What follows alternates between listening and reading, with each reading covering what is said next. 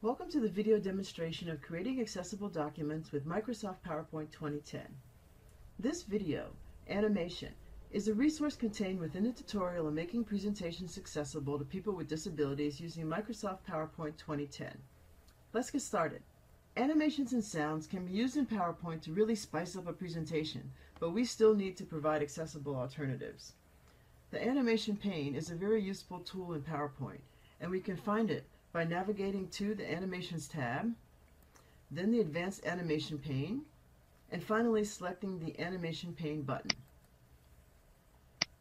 Transitions are arguably the most prevalent type of animation found in PowerPoint presentations. It's easy to go overboard here, adding wild transitions between each slide. Personally, in this situation, I think less is more, but whatever you choose, make sure when you navigate to the Transitions tab that you verify the on-mouse click option is selected. This is critical, even if the transition selection is none.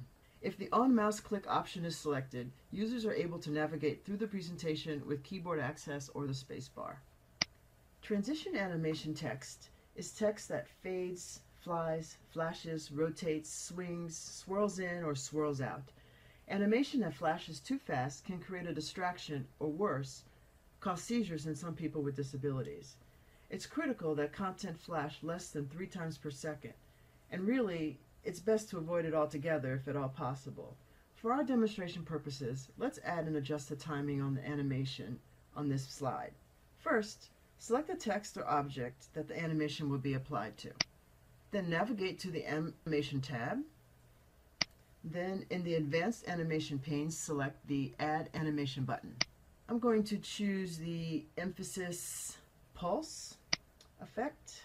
Then I'm going to locate the Timing pane, and under the Duration field, I'm going to choose 2 seconds. Under the Delay field, I'm going to choose 1 second. I'm going to make sure that my delay is less than 5 seconds to play the animation.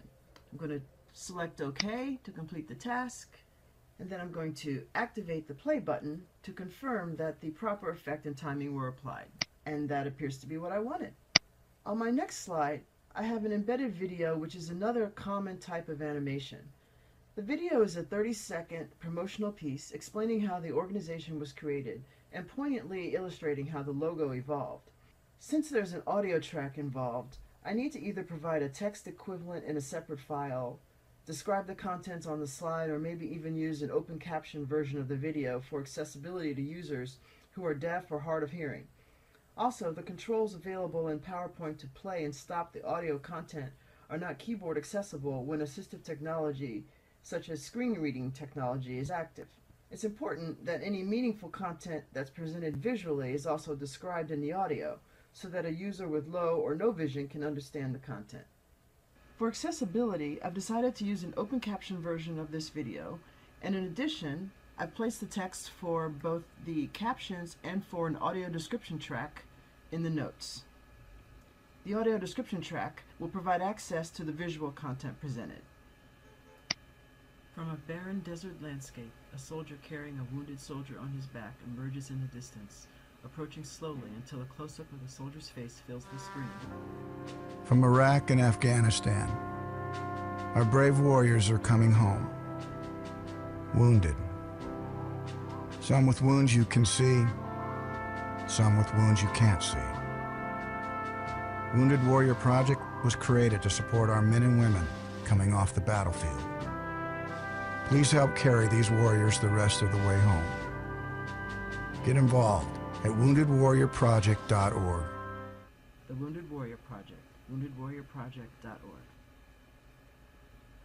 So, with just a few steps, our spicy animations are now palatable for everyone.